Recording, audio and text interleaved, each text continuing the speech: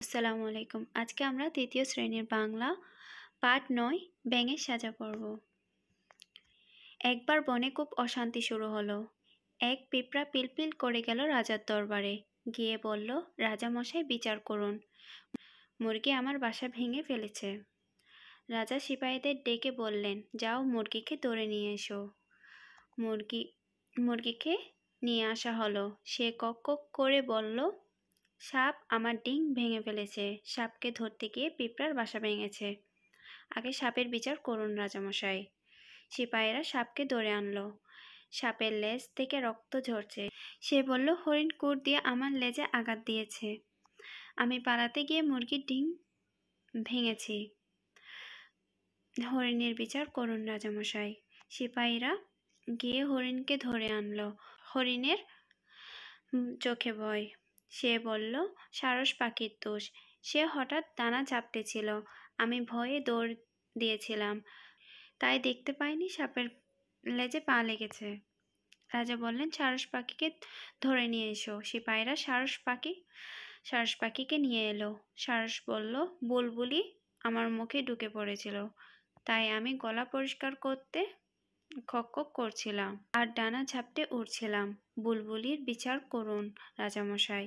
রাজার আদেশে সিপাহীরা বুলবুলিকে নিয়ে এলো। বুলবুলি বলল, আগে আমার কথা শুনুন রাজামশাই। ব্যাঙের মুখে শুনেছিলাম রাতে জ্বর হবে।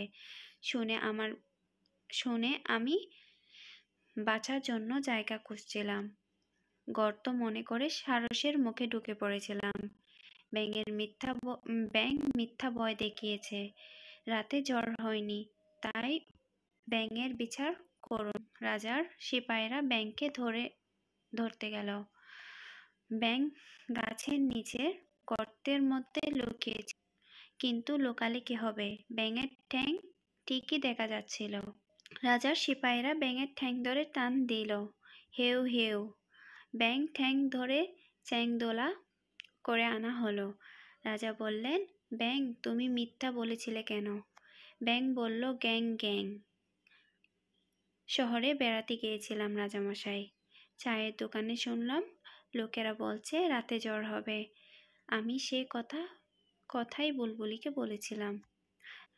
রাজা বললেন, তুমি শহরের গুজব এনে বনে রটিয়েছ, বনের শান্তি নষ্ট করেছ। গুজব রটানোর জন্য তোমার শাস্তি হবে। রাজার সিপাহীরা ব্যাঙকে কাঁঠাল গাছের তলায় নিয়ে গেল।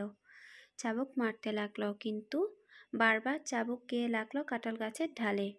সে কাঁঠাল গাছের কষ গড়িয়ে পড়ল ব্যাঙের গায়ে। তারপর থেকে ব্যাঙের গায়ে দাগ হয়ে গেল।